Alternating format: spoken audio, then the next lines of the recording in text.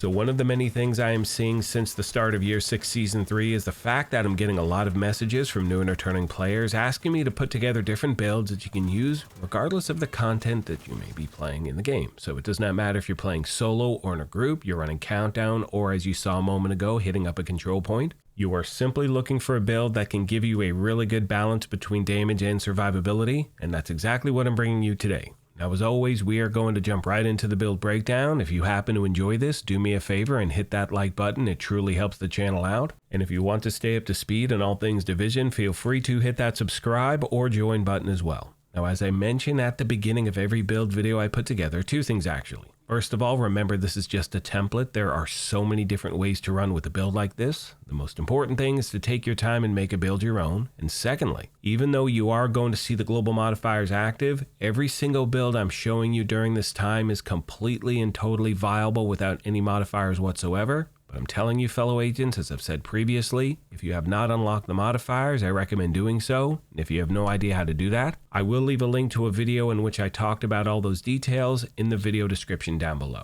Now, jumping into the build breakdown, starting with the specialization, you can see I'm using Technician. And while it does have a lot of benefits, the main reason has to do with the fact that this gives you access to the linked laser pointer, and that is automatically going to pulse every single enemy you target. That comes into play with the talent on our weapon and the gear set. And remember, regardless of the specialization you choose, always have the proper weapons activated in your weapon skill tree. That way you're getting a 15% weapon damage bonus regardless of which one you're using.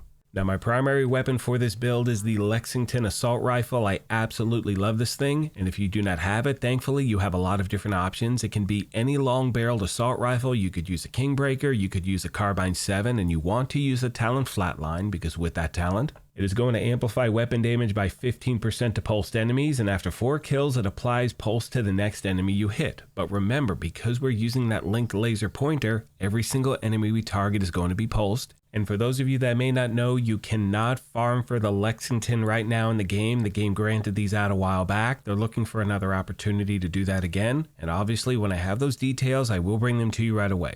Now, my secondary is the Rock and Roll Shotgun. This happens to be a PvP exclusive. You can also get it from named caches, and I believe it's actually on sale this week from one of the DZ vendors. You may want to check that out. But the reason we are using that is to build those stacks for the HeartBreaker gear set, which now takes us to the gear itself. And as you can see, I'm running 1 Petrov, 1 Overlord, and the HeartBreaker gear set. We're running 4 so we get all of the gear set bonuses. 2 pieces 15% assault rifle and LMG damage, 3 pieces 15% weapon handling, and 4 pieces Heartstopper. Headshots are going to apply pulse for 5 seconds, but remember, because we are wearing the linked laser pointer, every single enemy we target is going to be pulsed. Weapon hits on those pulsed enemies are going to add a stack of 1% bonus armor and 1.1% weapon damage up to a max of 50 stacks. Next we have the body armor. That is the second piece of HeartBreaker, but because we're using the body armor, we have the talent max BPM, which is going to increase max stacks for Heartstopper from 50 to 100. That definitely helps out.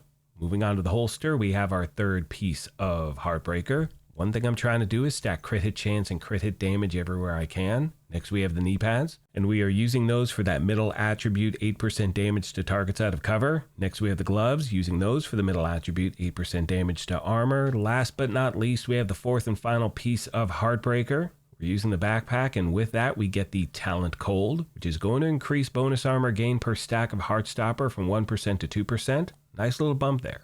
Now, as far as these skills are concerned, for this version of the build, I'm using the Scanner Pulse and the Crusader Shield. My active modifier is going to be Overdrive. My passive modifiers are going to be Microwave Coils, Reactive Reinforcement, and Critical Recovery.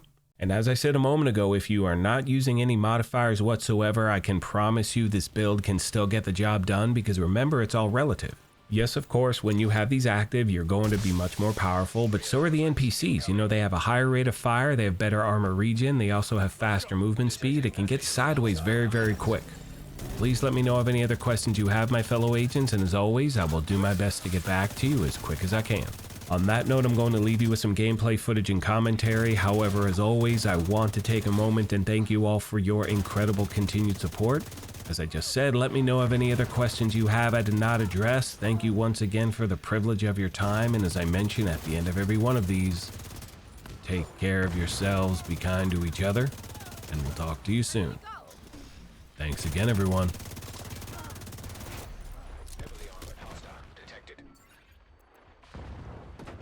All right, so yesterday I posted a video at the channel. I'm going to leave a link to it in the video description. Do me a favor, if you have not seen it, click on that link. I'm talking about certain things in the game that just seem to elude you. You know what I mean? For me, it's a certain backpack I'm trying to farm for. I just can't get it no matter what I do. And I want to hear from you, my fellow agents. We're in this together. You know what I mean? Let me know, what is your unicorn item? Go check that video out. Let me know in the comment section of that video. That's all I got for today, my friends. Just going to leave you with the rest of that gameplay footage. And as I said earlier, as far as the Lexington is concerned, the game's trying to figure out another way or how they're going to once again implement the grants of this weapon. I know a lot of people either didn't receive it or I don't know, whatever. The point is, they're trying to figure out another way to include this at one point in the game in the future. And obviously, when I have those details, I'll bring them to you. That's it for my part. Thank you once again for everything, my fellow agents, and I will see you in the next one.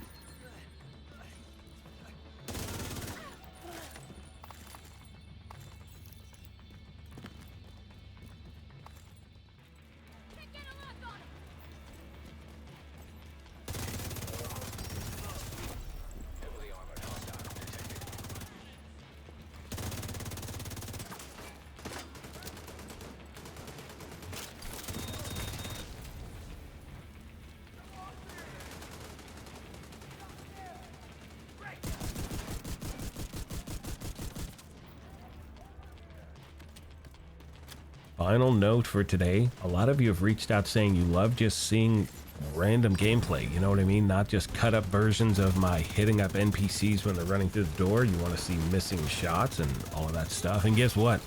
You are always going to get that with me because I miss a ton of shit, you know what I mean? I'm not the worst player, but I'm not the best. But anyway, I truly appreciate all of you out there. Thank you for taking the time to watch this. For real this time, I'm going to stop talking. And yeah, have a good day, everybody.